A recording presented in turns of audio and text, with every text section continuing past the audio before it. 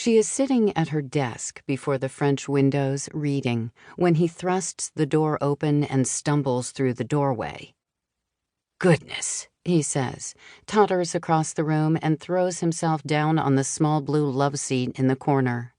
He is saying something about his client, the rich Russian who has recently opened an account with him at the bank. He had insisted he have a drink with him. "I didn't know you were coming home for lunch," she says, closing the yellow folder.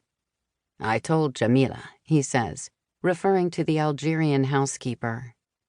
Alice has been in the garden gathering flowers. She has placed them in a silver trough on her desk. They are the color of the yellow folder she has before her. She hardly listens to what he is saying. Early afternoons, when the sun is this bright, are the hardest times for her to concentrate, and particularly to practice her violin. These are the moments when her mind wanders to the past.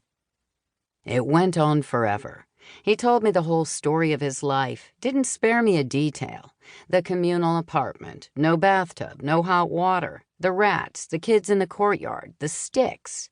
Made me sit there and drink his vile vodka, which he says is priceless. I'm quite drunk." He interrupts himself to say, looking at her, "But you look very pretty this afternoon, darling." She has moved her old desk in order to have the view of the sea and the sky, but when she lifts her gaze now, the light is too bright, the water glinting brilliantly this afternoon. She turns her head, gives her husband a sleepy, grateful smile. She looks at him with the kind of anxious, uncompromising love that she has felt since she first met him in Paris so many years ago. "Your hair looks almost red in this light," he says, staring at her, then leaning his head back, closing his bloodshot eyes, his legs stretched out before him in his gray trousers. He always wears his trousers too short, she thinks. Perhaps he will fall asleep, she hopes, but he stirs and opens his eyes. "More like white. So many white hairs," she says, putting her hands to her head, though in reality she is proud of her thick, dark curls.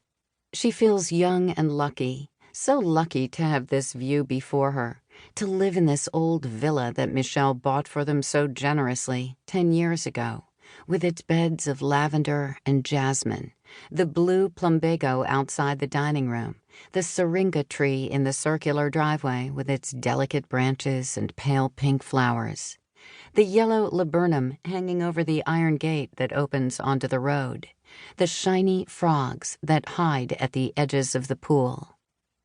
She feels lucky to still be so slim at 42, to be able to play her violin every day, to perform frequently, to have a husband who loves her. She watches as Michel gets up to come over to her. "No, no," she says, alarmed, lifting up an arm, leaning forward to ward him off as she watches him sway. "You'll fall. Watch out. Stay where you are."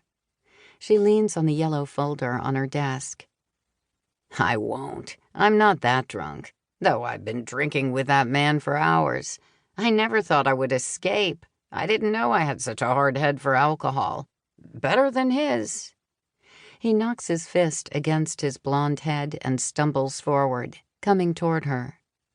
"I don't know how much longer this can go on. He keeps wanting to give me more money. Heaven knows where it comes from." "Dirty money?" she asks. "Lots of gold," he says. "Do people give you gold to keep?" "Sometimes. Gold can be a good investment, but it fluctuates, of course, like everything else." "And he has gold?" she asks, imagining the Russian with a briefcase filled with gold bars. "Don't you want my money?" he says, and laughs. "It's become a joke. I've tried to point out the risks for his sake, but he says he likes my optimism. I trust you. We are friends," he says. "I see," Alice says uneasily. "I don't even feel like a real banker anymore." "You look like a fine banker to me. Quite fine," she says sharply.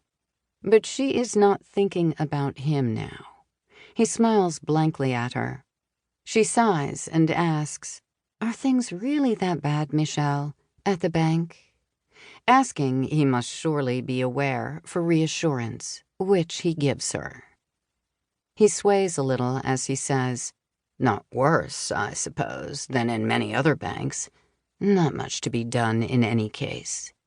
He looks at her. "And the Russian?" she asks.